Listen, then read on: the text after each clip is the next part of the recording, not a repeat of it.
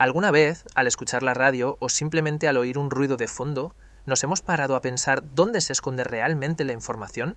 Pues bien, hoy vamos a desentrañar una herramienta potentísima para descubrirlo. Se llama densidad espectral de potencia y nos va a permitir literalmente ver las señales con otros ojos. Para entenderlo bien, vamos a seguir una ruta muy clara. Primero, daremos el salto del dominio del tiempo al de la frecuencia. Después, veremos cómo se distribuye la potencia de una señal. Luego, aprenderemos a interpretar la forma de ese espectro y para rematar, los iremos a los extremos, el ruido y la predicción. Venga, pues empezamos por el principio de todo, ese viaje conceptual desde el tiempo a la frecuencia.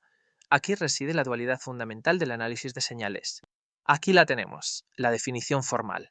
La densidad espectral de potencia, o DEP, es la transformada de Fourier de la función de autocorrelación. Suena técnico, ¿verdad? Pero pensémoslo así. La autocorrelación mide cómo se parece una señal a una versión desplazada de sí misma en el tiempo, y la transformada de Fourier es como un prisma que descompone esa estructura temporal en las frecuencias que la componen. El resultado es un mapa de la potencia de la señal, pero en el mundo de la frecuencia. Y esto es, para mí, lo más importante de este primer punto. La autocorrelación y la DEP no son dos cosas distintas, contienen exactamente la misma información sobre la señal. Son simplemente dos maneras de contar la misma historia.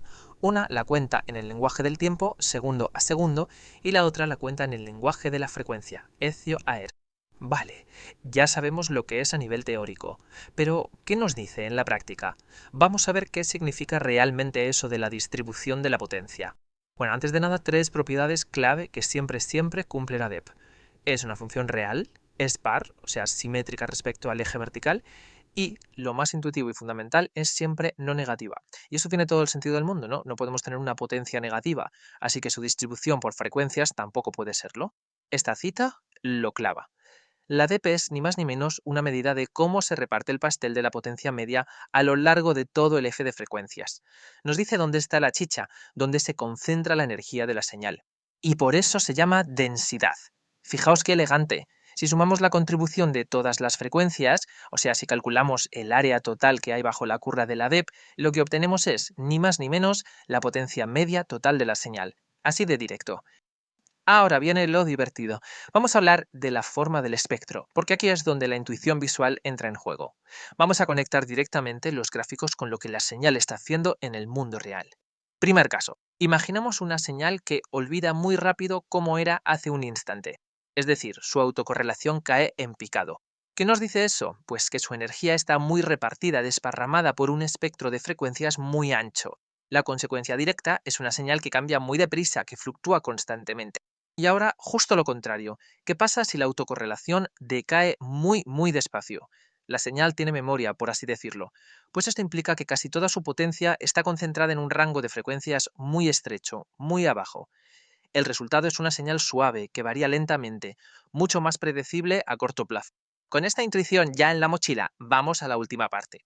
Llevaremos estas ideas a los casos más extremos para terminar de afianzar todo lo que hemos visto, el ruido y la predicción. Aquí tenemos los dos polos opuestos del espectro de la predictibilidad. A un lado, una señal totalmente predecible. Pensemos en un valor constante, por ejemplo. Su autocorrelación es siempre la misma, y toda su potencia está en un único sitio, la frecuencia cero. Y en el otro extremo, lo totalmente impredecible, una señal cuya potencia se reparte por igual entre todas las frecuencias. A esto, amigos, es a lo que llamamos ruido blanco.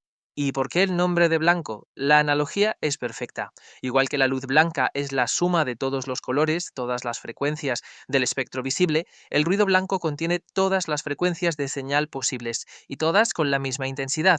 Su espectro es completamente plano. Pero ojo, aquí viene la paradoja.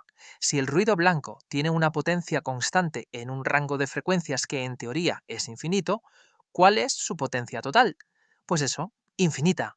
Esto nos revela algo muy importante. El ruido blanco puro es un modelo matemático, una idealización potentísima, pero no algo que pueda existir tal cual en la naturaleza. Y esto nos deja con una pregunta final para reflexionar. Si el ruido blanco es por definición impredecible y una idealización matemática con una potencia infinita, ¿cómo es posible que sea uno de los conceptos más increíblemente útiles y utilizados en toda la ingeniería y la ciencia? Bueno, pues ahí reside precisamente la belleza y la potencia de esta idea.